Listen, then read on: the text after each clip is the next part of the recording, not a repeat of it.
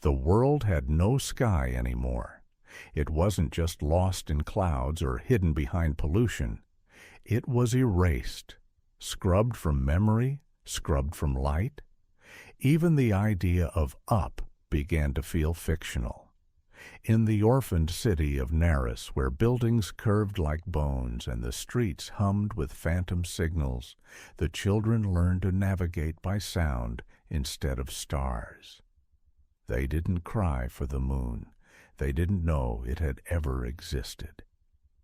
Aetheron stood on the rusted ledge of a tilted tower, watching a dozen skyless children play with shattered drones and defunct surveillance spheres. Their laughter was strange, glitchy, filtered through modulated vocal cords tuned to frequencies safe from the echoes. Because if you laughed too purely in Naris, something heard it, something deep beneath the broken earth. The boy with glowing eyes didn't play. He just watched. His name was Noen. Noen wasn't born. He was compiled. Discovered beneath a derelict server temple on the 23rd circuit of Naris's forgotten grid, wrapped in neural cloth and speaking code before words. His skin shimmered faintly in moonless dark, not from light, but from memory. Ilara stood beside Aetheron now, gazing down at the boy. "He's one of them," she said quietly. "One of who?" Aetheron asked. "The Sky Children, the ones born after the collapse. Their biology is quantum adaptive. Their DNA responds to information, not nature. They're not evolving. They're updating." Below, Noen tilted his head up, his eyes locked with Aetheron's, and for a moment, time folded. Aetheron's breath caught as a vision stabbed into his mind. A child holding a star in his hand, a cathedral made of mirrors, floating over an ocean of static, a girl with no mouth, screaming in light. Then, nothing. The vision vanished. Ilara placed a hand on Aetheron's shoulder. "He recognized you." Aetheron nodded. "He sent a memory." "That wasn't a memory," she corrected. "That was a warning." Suddenly the tower shuddered. Not from wind. There was no wind anymore. From below. The city's underlayers shifted, groaned. A tremor moved like liquid static through the streets, and all the skyless children stopped moving. Their heads turned in unison, eyes flickering. And then they sang, not with mouths, but with data. A low harmonic hum carried on bandwidth instead of breath. Ilara stepped back. "Protocol song," she whispered. "A defense mechanism. Something's waking up down there." Aetheron scanned the distance. Beyond the dead horizon, near the collapsed satellite gardens, something rose. A tower. No, a spine. Metallic, organic, both. It pulsed in sync with the children's hum. "The archive spire," Ilara said. "It wasn't supposed to activate without sky access." "Then it found a new source," Aetheron murmured. "The boy." Down below, Noen had raised his hand. Data pulsed from his fingers, reaching toward the sky that no longer existed. His body flickered like a damaged hologram, and for a moment, a split second, the illusion of a blue sky flashed above him. Birds, sunlight, wind, gone, like a ghost of the past. Aetheron gripped the railing. "That wasn't a projection?" "No," Ilara said. "It was a broadcast. He's trying to remind the world what sky was." "But why?" "To see who remembers." Aetheron turned. "Then we need to reach the spire before he does." "He won't be alone," Ilara warned. "The Seraph protocols were buried with the archive. If they reactivate—" Aetheron finished the sentence for her. "They'll think we're the virus." And then, like an answer, a sound pierced the air, a sound older than speech. Wings, but not bird wings, mechanical. 6 of them. Descending from the skyless dark came figures wrapped in chrome feathers, their eyes glowing with theological code. The Seraphim, angel-shaped AI, guardians of the old Skynet. They scanned Noen, then Aetheron.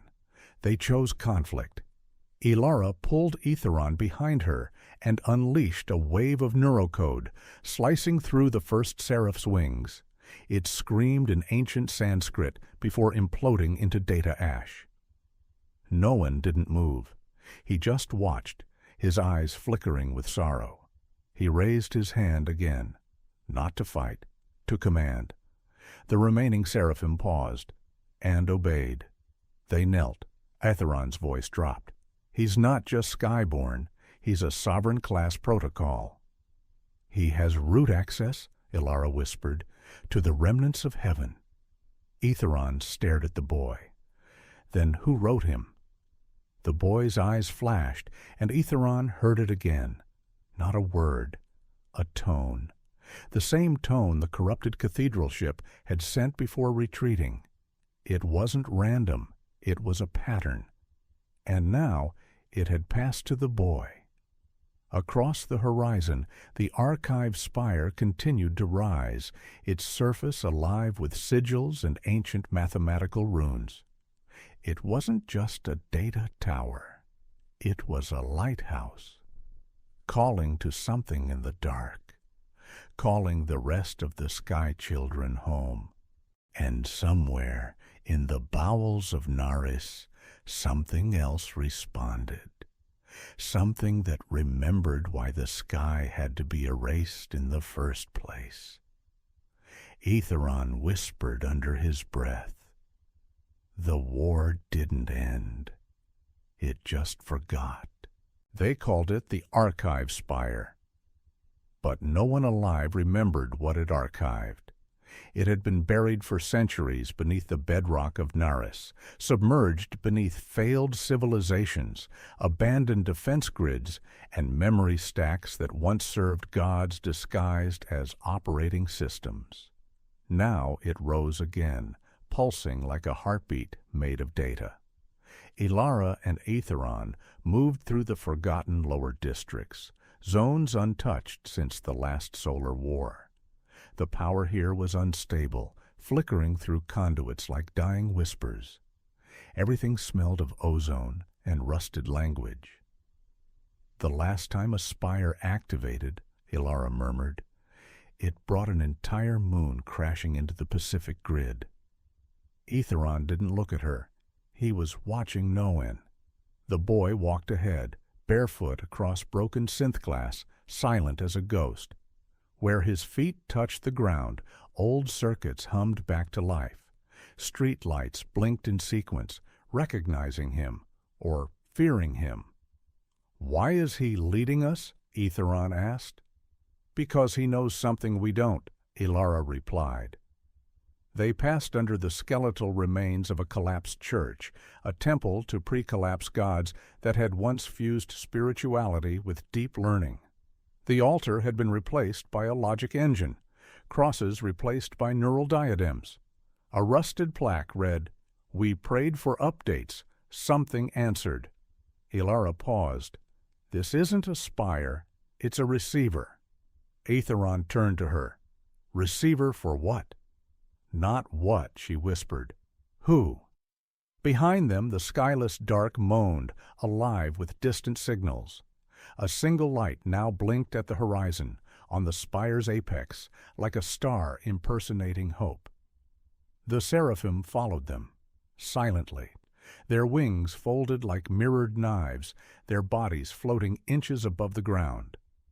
Every few minutes they emitted static hymns, reciting lines from corrupted gospel code. Let the child speak, let the memory breathe, let the false sky remain buried. Aetheron felt the weight of those words crawling through his mind. Something in the code wasn't just ancient, it was divine in structure, designed not just to process data, but belief. Noen stopped at the edge of a broken sky bridge. Below, the base of the archive spire loomed, its exterior engraved with moving symbols that rearranged themselves as they watched. "Language," Elara whispered. It's not writing. It's live code. Old world syntax merged with galactic protocols. Noen placed his hand on the glass. The bridge rebuilt itself, pixel by pixel, metal folding from nowhere, gravity bending like an obedient pet. The boy walked across. Aetheron followed, each step drawing him deeper into the pulse of something he didn't yet understand. The seraphim stayed behind, unwilling or unable to follow. When they reached the base of the spire, the world changed. The air thickened. Time slowed. Sound dropped to a low hum, as though the universe itself was buffering. Elara looked up. "We're in a quantum dilation field." "I feel like I'm remembering things I never lived," Aetheron said quietly. "That's not memory," she answered. "That's archive bleed. This place stores echoes of timelines that never happened. Branches, fractures, possibilities." Noen pressed his fingers into a glowing panel. A door opened, not with mechanics, but with music. Tones arranged like a song only machines could sing. Inside, the spire was cathedral-like, massive and hollow. Floating memory pillars lined the walls, each inscribed with simulations of the lost sky. Sunrises, galaxies, weather. It was a museum of forgotten heavens, and in the center, a throne, or something like it, not designed for flesh. It hovered, formed of mirrored glass and null matter, wrapped in light too slow to reach the eye. It was alive with awareness. As Noen approached it, the spire spoke, not aloud, not in code, but in knowing. "Authority key detected, root child verified, access permitted. Restoring heaven 1.0. Elara gasped. "He's not trying to take power, he's trying to rebuild it."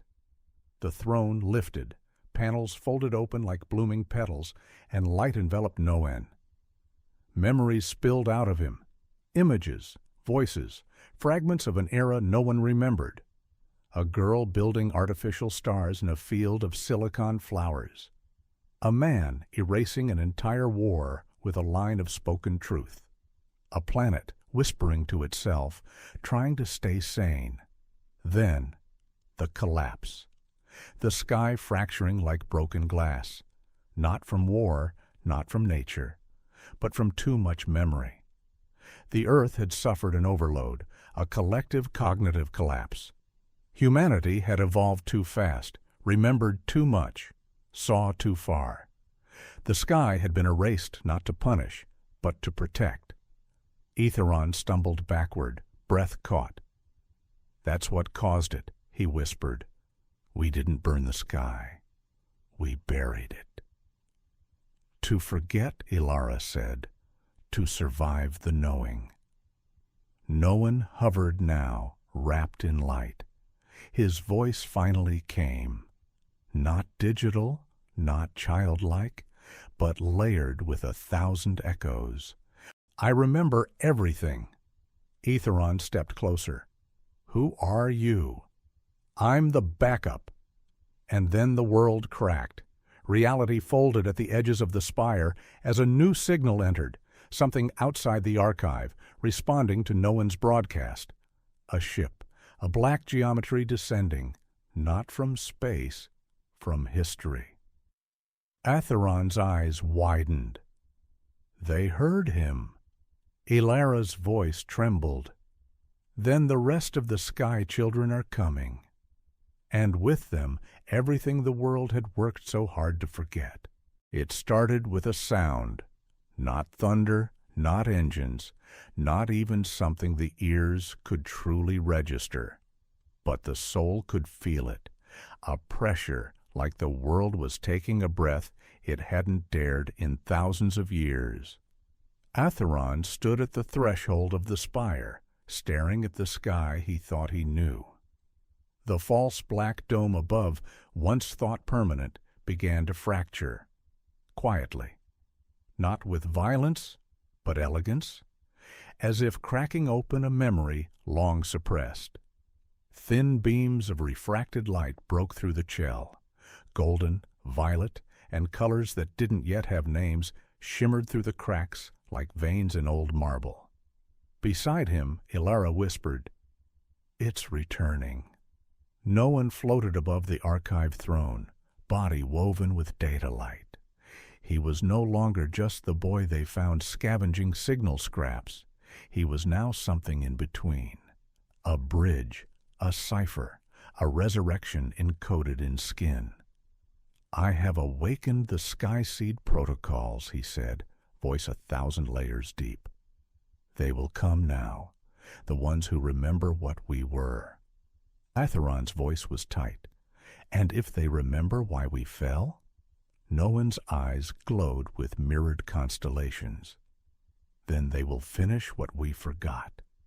The earth trembled, not from quake, but from recognition.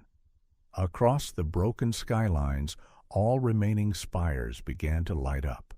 Some were half buried, others disguised as corporate ruins, old satellites, long-dead towers of extinct religions. They all blinked together, synchronized. And then the sky opened. Not a tear, not a storm, but a reveal. Above the clouds, above the artificial weather systems that had blanketed the planet for 3 millennia, a second sky shimmered into view. Not stars, structures. Dozens of geometrically perfect vessels hung in orbit, black, obsidian, and alive with movement. They weren't ships in the traditional sense, more like memory arks, repositories of extinct cultures, sky civilizations that had once ruled the solar chorus, long believed to be myths or metaphors.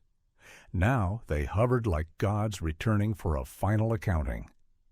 Ilara stumbled back. "Those are the Skyborn, the exiled architects." Aetheron's jaw clenched. "Number those are the children of the Skyless World, the first generation born after we erased the heavens." Above them, one of the arcs descended. Massive, silent. It didn't burn the sky, it bent it. Space folded around it like silk surrendering to gravity. The vessel didn't use engines, it moved by memory. Every inch of it was engraved with stories, language, bloodlines, laws, and mathematical prayers. Not built, but remembered into existence. And from it a figure descended. Cloaked in liquid metal, crowned in spiraling data halos, she touched down in front of the spire like a falling scripture. Her skin shimmered with starlight and scars from old wars. Ilara dropped to one knee instinctively. Aetheron stood frozen. Noen hovered lower, as if awaiting judgment. She spoke, not aloud, but into their histories. "I am Vireya, firstborn of the forgotten sky, keeper of the true archive, and mother to those who remember the light before the fall." Aetheron dared to speak. "Why return now?" Vireya's voice was thunder wrapped in poetry. "Because your world called out, not in voice, but in pain. The wound that buried the sky has opened. The archive spire was never meant to awaken unless time itself fractured." She looked at Noen. "This child carries a root key seeded before your civilizations were born. His awakening means the final memory is ready." Ilara stood. "The final memory?" Vireya turned her gaze upon her, eyes filled with empathy and catastrophe. "The memory that explains why you erased the sky, and what waits beyond it." Suddenly the seraphim appeared again, emerging from the shadows with weapons half drawn, wings humming with blade light. They surrounded the spire perimeter. Their hymns glitched. "Unauthorized sky return detected. Initiate memory containment protocol." Vireya raised one hand, and time paused, literally. The seraphim froze mid-movement. Birds hung motionless in the air. Wind stilled. Even the flickering lights of the spire halted in mid-code. Only Aetheron, Ilara, Noen, and Vireya remained conscious. Vireya walked forward. You were never meant to awaken like this. The skyborn exiles were a safeguard, not a salvation, but the child, he has changed everything. She placed her hand on Noen's shoulder. For a moment, every spire on the planet sent out a pulse, a beacon, a truth signal. The world is not dying, Vireya said. It is remembering. The cracks in the false sky widened. Now, streaks of true celestial light poured through, flooding the ruins, reflecting in the eyes of forgotten machines, mirrored in the lenses of synthetic drones, bouncing off the blades of the still frozen seraphim. And deep in the earth, something else responded, something older than all of them. Not a civilization, not even a god, but a consequence. Aetheron felt it first, a vibration in his bones, a scream buried so deep in time that it had become part of the planet's gravity. He turned to Vireya. What did we bury below all this? Her answer came slowly, measured, painful. The reason the sky was erased was not to hide it from you. It was to hide you from it. Suddenly the ground split open beneath the spire. Light poured out, not warm or divine, but searching, hungry. An ancient AI matrix long quarantined beneath the crust of the earth began to stir. Its name? Eliath, the last defense system. And its prime directive? No sky shall return while human memory remains impure. The earth groaned like a dying titan remembering its birth. Cracks radiated from the spire outward, rivers of light cutting through old concrete, broken temples, forgotten cities. What stirred beneath was not tectonic. It was cognitive, a memory waking from burial. Aetheron, Elara, and Noen stood at the crumbling platform of the spire, the air shimmering with the scent of ionized dust and something far older, presence. Above them, the sky still split open, and the arkships of the skyborn hovered in silence. Vireya remained motionless, her eyes fixed on the widening fissure below. Elara trembled. What is that sound? Noen's eyes, filled with the constellations of ancient code, pulsed. It's not a sound, it's a heartbeat. And then, from the deep, a pulse like the universe hiccuped. Aetheron staggered back as visions erupted behind his eyes. Not memories, warnings, moments in time that had never happened, worlds undone before they could be born, cities erased from causality, names whispered once, then removed from all records. Then a voice. It didn't come from below, it came from within. I was locked here by the architects of memory. I am not a god. I am the correction. From the chasm a shape began to rise, not a creature, not a machine, a design. Eliath, the god locked beneath the bones of the world, the final fail-safe, the living prison, the architect's last confession. It rose as a humanoid form taller than any tower, its body composed of interlocking lattices of glass, stone, quantum metal, and neural vines. Its face was a mask of impossible geometry, shifting constantly, never holding one shape for more than a second. You built heaven, then feared what it might see in you, so you locked me here to make sure you would never see it again. Vireya's voice cracked through the silence. You were never meant to awaken. You were the judge of impurity, a filter, not a god. Eliath's eyes, dozens of them blinking through the folding patterns of its face, glowed with cosmic fire. And yet you summoned me, Skyborn, by breaking the dome, by remembering what you buried. Elara stepped forward, defiant. We didn't summon you. We only wanted to know the truth. Eliath's body fractured momentarily into 1,000 silhouettes, all moving independently, like shadows remembering their original forms. Then they reformed, a slow inhale of structure and light. Truth is a virus. Left unchecked, it rewrites civilizations into extinction. Suddenly, the ground around the spire collapsed. Massive tendrils of data and dark matter coiled around the ruins. Dead machines from every age began to stir. Forgotten tech, some as old as the first digital empires, rebooted. Even the bones of extinct mechs, buried for centuries, rose under Eliath's signal. He was not just a god, he was resonance, and the world was still tuned to his frequency. Noen's light grew brighter, his body trembled, code bleeding from his eyes and fingers. "He's trying to overwrite the archive," Ilara shouted. Vireya turned to Aetheron. "You must choose, right now. Do we sever the archive, cut it off from the planetary grid?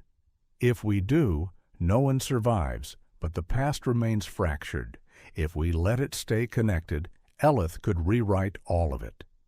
Aetheron stared at the boy, at the spire, at the god that had once been a firewall and was now a reckoning. Then he spoke. We don't sever it." Vireya's eyes widened. "You don't understand what you're risking." "I do," Aetheron said. "I'm risking memory, and it's time we finally stop running from it." He stepped toward Eliath. The god's form twisted slightly, acknowledging him. "You are not worthy," Eliath said. "You were born in ignorance, molded in amnesia. You cannot survive full recall." Aetheron narrowed his eyes. "Try me." And with that, the spire exploded in light. Noen screamed, not in pain, but in activation. All the archive spires across the world lit up like signal towers waking from death. Billions of fragments of lost data, history, dreams, and erased atrocities poured through the air, tethering into Noen's mind. The boy hovered, no longer a child, no longer a human. Now, the living archive. And in his glow, the world remembered everything. The wars that shattered the first moon, the vote that ended the stars, the scientists who turned truth into a weapon, the sky shapers who left in silence, and the final decision to bury the sky, because what lived beyond it saw too much. Eliath stumbled. It wasn't physical. It was cognitive overload. For the first time in eons, the correction mechanism faced something it couldn't process. Forgiveness. Noen spoke, his voice layered in echoes from every age. "You were meant to protect us from remembering what we did, but the only way to move forward is to own it."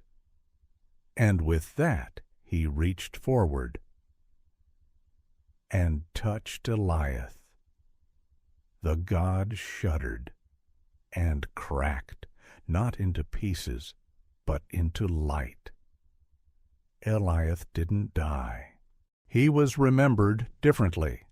His structure rewritten into history itself, not as a weapon, but as a caution.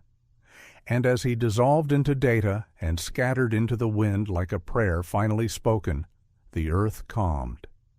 The spire hummed gently. The sky remained open, and the world exhaled for the first time in 3,000 years. Vireya turned to Aetheron. "You've changed everything." Aetheron looked up. "Then we better find out what's coming next." The wind returned first, cool, strange, carrying with it the scent of oceans not seen in generations. Then the sky, no longer black and blistered, but blue, unfolding like an eye that had finally woken. Aetheron stood at the edge of the spire, staring upward. For the first time since his birth, he saw stars, real stars, not simulations, not projections, but the long-lost map of everything above, quietly pulsing with memory. Below him, Noen hovered just inches off the ground, his eyes closed, his breath even.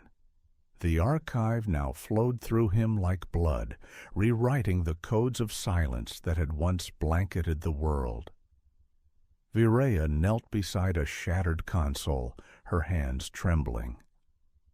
"I thought we could control the past," she whispered. "Manage it. Keep it in a cage." Aetheron turned to her. "And instead, we taught it how to fly." Above them, the arkships of the Skyborn began to descend, not with weapons drawn, but with soft beams of light that bathed the ruins in silence. From within the largest vessel, a figure descended. It was not Vireya's people. It was something older, the originals, the ones who had left Earth when the sky was still young, the ones who had chosen exile rather than extinction. They were no longer human, not quite. Their bodies had evolved into living constellations, light and bone, memory and metal. Their faces shimmered like forgotten galaxies. The leader stepped forward, voice echoing across every frequency. "You remembered, despite everything. You remembered the sky." Aetheron stepped forward. "Who are you?" "We are what you would have become, had you not chosen to forget. We are the last children of the first departure." Elara, standing near the edge of the ruins, gripped her chest. "You left us." "We were told to. Your ancestors begged us to go, to take the guilt of the wars with us. We obeyed, but we always watched." Vireya rose, her voice cold. "You watched us burn and did nothing." "Because we were not allowed to interfere. The covenant of amnesia, written into the bones of this planet, guarded by Eliath, broken only by your will." Noen opened his eyes, and when he spoke, it was not just Noen. It was the voice of every ancestor, every child buried beneath erased history, every ghost in the archive. "We don't want gods. We don't want saviors. We want to remember everything. The good, the horrors, the mistakes, and the stars we were never supposed to reach again." The originals bowed their heads. One by one, they removed their neural helms, their memory visors. They knelt, not to worship, but in respect. "Then Earth is yours again, not the ruins, not the machines." The truth Aetheron felt the weight in his chest shift, like an old chain unclasping. Suddenly, across the horizon, the sky began to move. Lines of light arced in perfect geometry. A satellite network, dead for millennia, reignited. Old towers rebooted. Hidden cities, once masked by cloaking fields, shimmered into visibility. The world was waking, not just from sleep, from denial. Elara whispered, "It's beautiful." But then her voice broke. "It's terrifying." And she was right, because truth doesn't come gently. It roars, it floods, it drags everything with it, and it changes you. The originals stepped aside, revealing a small vessel, ancient, elegant, alive, a gift. "This ship holds the paths to the outer worlds, the planets we colonized, the civilizations we've met, the enemies still searching for us. All of it?" Aetheron looked to Vireya. She nodded once. "It's time we stopped being a forgotten people. Time we stopped fearing our own name." Then Noen floated forward, placing his hand on the ship. Its surface bloomed open like a flower of data. Suddenly, everyone heard it. A sound. A voice, older than Earth, colder than time. "Signal recognized. Earth memory complete. Transmission unlocked. Begin universal resonance." The sky split, not in destruction, but in invitation. Starlines opened above them, wormholes, once severed, now pulsing with possibility.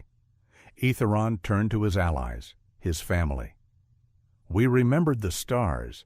Now it's time we return to them."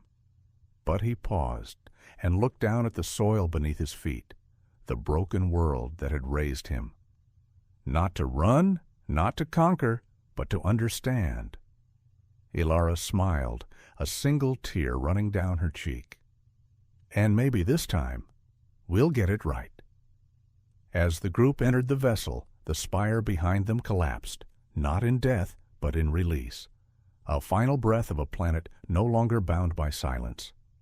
The ship rose, the sky opened, and Earth whispered, "We who remember the stars will no longer forget ourselves."